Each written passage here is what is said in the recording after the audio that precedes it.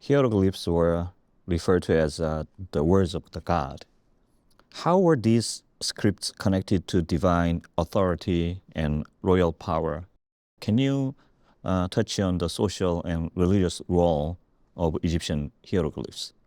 Indeed, the word for hieroglyphs in Egyptian means words of the god, but the word god in Egyptian is very, very general. It means any being who is more than human.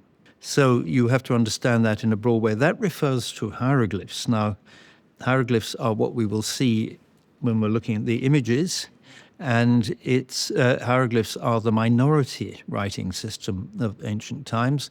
Most writing was done on papyrus or other media that don't survive.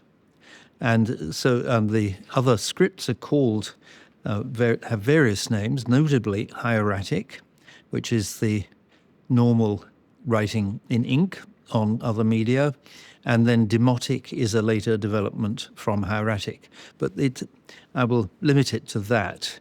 It's a hieroglyphic script which was very expensive to use because it was carved into stone and other hard media, and or painted in public places. But when we say public, only a small number of people got to see it. And it was therefore used as a medium of indeed communicating power, but communicating power to the elite in Egypt and to the gods. But the fact that it's called the word of the gods, I think, is to do with its being restricted. It addresses the gods, but it also addresses human beings, of course, and that is why it continues to live. Well, let's move on to today's theme, Right. is this appearance of writing systems.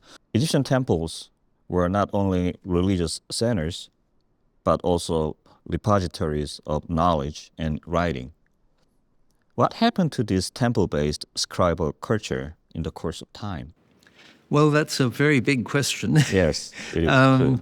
I think I would say that in early Egypt, writing was focused around the royal institutions, not necessarily the gods, but temples were relatively small places.